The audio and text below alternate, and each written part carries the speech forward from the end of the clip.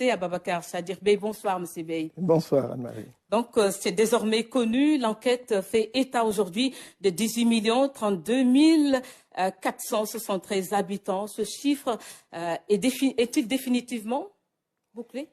Permettez-moi d'abord de remercier l'ensemble des ménages sénégalais qui nous ont ouvert leurs portes, qui ont collaboré avec les services de l'ANSD pour nous permettre d'atteindre des résultats performants et de qualité. Nous sommes très fiers de ce que nous avons, de ce que nous voyons sur les bases de données. On a été confronté à beaucoup de difficultés, mais au finish, nous avons un recensement qui s'est très, très bien passé. Ces résultats, nous les devons aussi aux ressources financières mises à notre disposition par l'État du Sénégal avec un budget de 23 milliards exécuté à hauteur de 20,7 milliards et qui font que donc on a pu travailler sans contrainte financière. Et aujourd'hui, nous avons donc partagé avec vous les résultats préliminaires. Résultats préliminaires, ça veut dire que nous avons partagé les résultats qui sont robustes, sur lesquels on ne s'attend pas à ce qu'il y ait un changement. Il y a beaucoup d'autres informations. Peut-être ce qu'on a partagé peut être estimé à hauteur de 3 ou 4% de la mine d'informations qui réside dans ce recensement de la population. Omar Diaw l'a évoqué tantôt, on a maintenant plus d'hommes que de femmes. Cela est dû à quoi, monsieur? Voilà, alors c'est vrai que ça va faire beaucoup de débats, mais nous on a vu, on voyait cela venir. Donc il faut comprendre deux phénomènes. Le premier phénomène qu'il faut comprendre, c'est que dans le monde, le rapport de masculinité à la naissance est de 105, c'est-à-dire qu'il y a toujours 105 hommes, 105 garçons pour 100 filles. Pour le Sénégal, ce rapport est de 109. Il se trouve que sur les premières 5 années, la mortalité infantile, la mortalité infanto-juvénile affecte beaucoup plus les garçons que les filles. C'est ce qui a fait que pendant longtemps, au Sénégal, à la naissance, même s'il y avait beaucoup plus de garçons que de filles à la naissance, durant les 5 premières années, ça s'inverse au profit des filles qui ont beaucoup plus de résilience et qui donc sont moins affectées par la mortalité infanto-juvénile.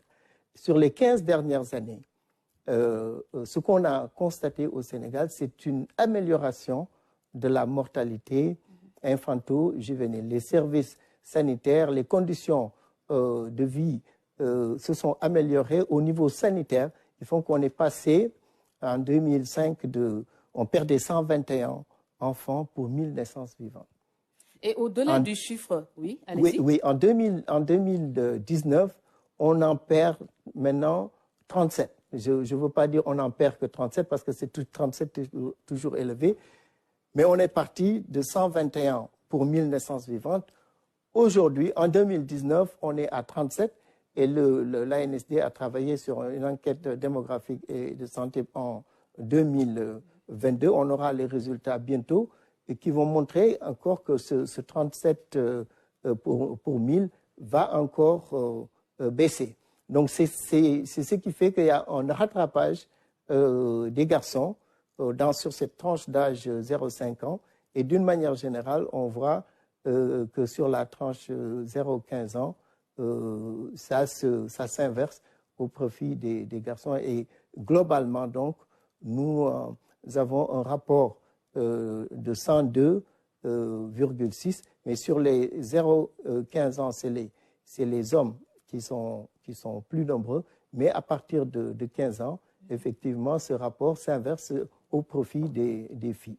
Et au-delà du chiffre global, quelles sont aujourd'hui les particularités démographiques que ce recensement démontre aujourd'hui? Alors, ce recensement confirme tout d'abord la jeunesse de la population, comme vous l'avez indiqué dans votre reportage. Un âge médian de 19 qui partage donc la population du Sénégal en deux parties égales, 19 ans.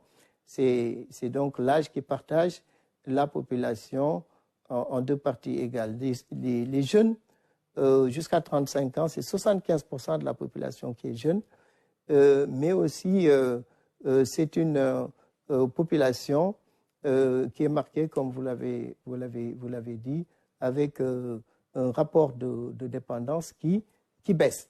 Le rapport de dépendance, ça veut simplement dire quand vous prenez la population inactive, c'est-à-dire celle constituée par les personnes entre 0 et 15 ans, qui forcément donc ne travaillent pas, et les 65 ans et plus, vous le rapportez à la population des 15-64 ans, ça vous donne un rapport de dépendance qui était de 83% en 2013 et qui baisse aujourd'hui à 75% et qui, quelque part, constitue une fenêtre d'opportunité si on arrive à mettre les jeunes au travail, parce que cette baisse traduit une ouverture, une marge pour l'épargne et l'investissement. Ça, c'est des développements dans l'analyse qu'on va faire avec les universitaires pour mieux comprendre l'impact de cette baisse du taux de dépendance. Mais vous l'avez dit dans votre reportage aussi, c'est une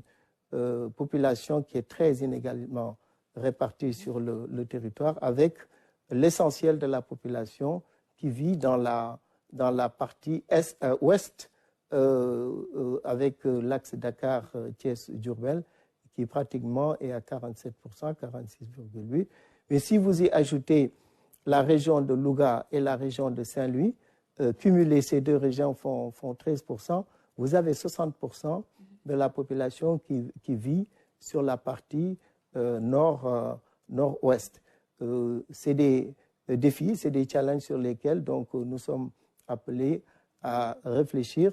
Mais il y a d'autres phénomènes sur lesquels il faudra réfléchir pour trouver des solutions. C'est notamment sur la partie des ménages agricoles. Nous avons dénombré pour l'ensemble du Sénégal 1 991 012 ménages sur l'ensemble du territoire.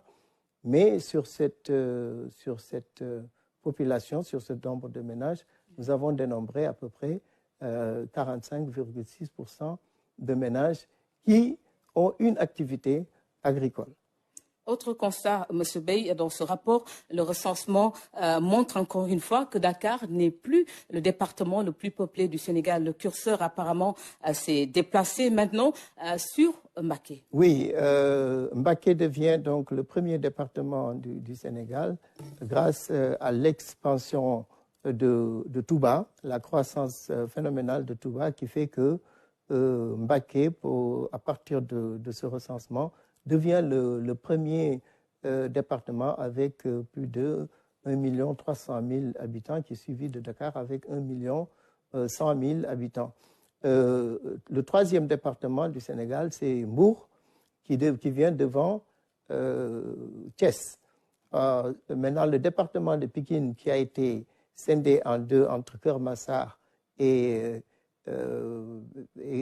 Pikine, aurait pu être donc le deuxième département, mais du fait aurait pu même être le premier département, mais qui a été splitté en deux, qui fait que donc ces deux départements viennent après le département de Thiès. Il faut noter aussi les départements qui sont très très faiblement peuplés, notamment les départements de Salémata et le département de Ouzi, qui font tous les deux moins de... Il y a aussi les centres-villes qui continuent d'accueillir du monde, ce malgré les efforts de l'État en matière de désenclavement.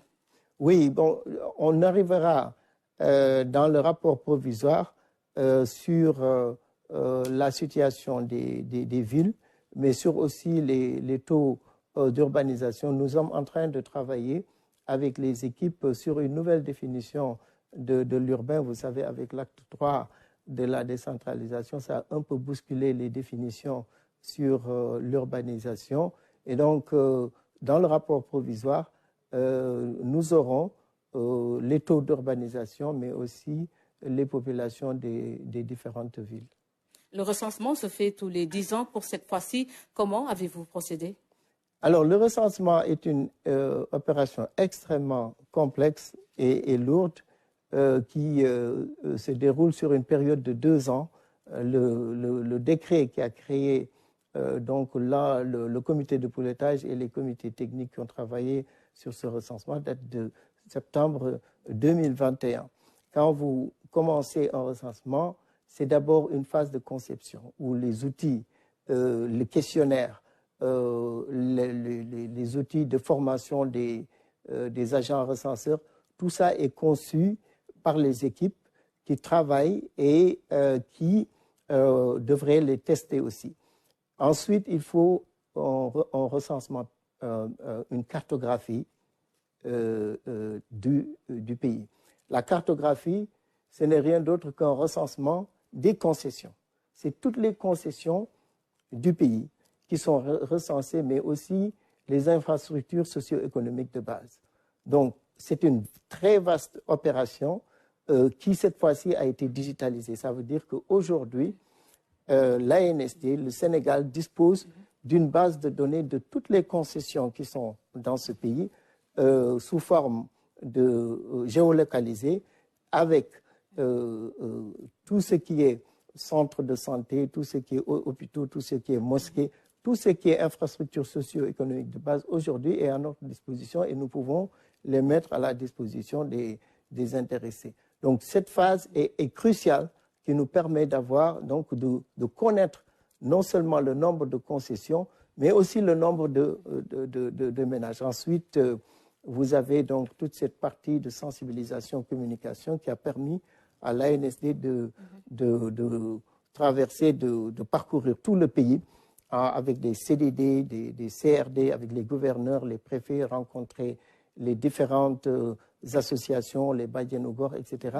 Et les leaders religieux, c'est ça qui nous a permis véritablement de pouvoir accéder aux ménages de façon assez facile et d'avoir l'engagement et la collaboration de ces ménages. C'est ce qui nous vaut la qualité de ces données aujourd'hui.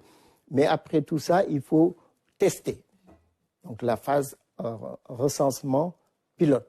Le recensement pilote permet donc tous les outils qui ont été conçus au départ de les éprouver sur le terrain et de faire donc les corrections et ajustements qu'il faut. Je dois ici insister sur le fait que tous les outils qui ont été développés, que ce soit les questionnaires, les outils de formation, les applications informatiques, la plateforme de recrutement, tout a été conçu par les experts de l'ANSD. Donc c'est une expertise locale, recensement 100% expertise nationale, ça ne court pas les rues en Afrique, mais aussi 99% financé par les ressources budgétaires, avec 1% de participation des partenaires techniques et financiers que nous remercions au passage. Et donc, après la phase de